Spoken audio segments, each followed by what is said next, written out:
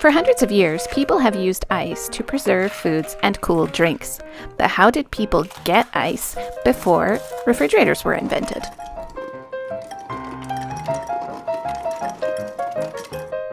Blocks of ice were taken from freshwater sources during the cold weather months when the rivers and lakes had frozen. Ice had to be about 18 inches thick on the surface of the water. Workers would then use special tools and horsepower to cut blocks of ice from the surface. They would use tools like saws, plows, chisels, pikes, tongs, and special shoes for men and horses. The blocks were stored in ice houses. These were insulated buildings. They would keep the ice from melting until the warmer months, when the iceman would load the blocks onto his wagon and deliver them to people's homes and businesses. At home, blocks of ice would be placed in ice boxes, which would be able to keep some foods like dairy and meat cold.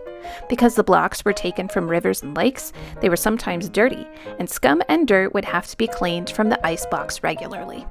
The York Manufacturing Company was established in 1874 and began experimenting with manufacturing ice. At this time, most ice was cut from natural sources. However, in the winter of 1890, it was unusually warm, and none of the local rivers or lakes froze. Therefore, in the warm weather months, there was a shortage of ice, and a lot of people contracted food poisoning. By 1904, the York Manufacturing Company had developed this machine, an A-frame ammonia compressor, that would be able to create what they called plant ice because it was made in a manufacturing plant. The machine converts ammonia from a liquid to a gas and from a gas to a liquid.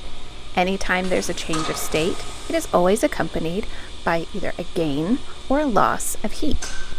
Heat always passes from a warmer substance to a colder one. So starting at the top of the machine, ammonia vapor, which is a gas, enters the compression cylinder. Pressure is increased and pushes the vapor into the condenser. As the pressure increases, the temperature also increases, and as the gas warms, it gives off heat. The gas flows to the expansion valve, where the pressure drops. As the pressure drops, the temperature drops.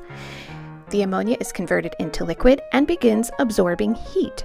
It flows through the pipes in the brine tank, chilling the water-salt mixture and freezing the fresh water in the canisters. The liquid ammonia flows back up to the ammonia compression cylinder, and the process starts all over again. Here we see a worker standing on boards covering the brine tank that holds the freshwater canisters. He's filling the canisters with fresh water. The reason the tank would have been filled with brine water, salt water, is that salt water can have a lower temperature and still not freeze. That's why we use salt on our sidewalks in the wintertime. These blocks of ice weren't used in people's homes. They were used in train cars to refrigerate foods that were being sent from one place to another. The refrigeration cycle is what made it possible for people to have refrigerators like these in their homes, and what makes it possible for us to have modern refrigerators in our homes today.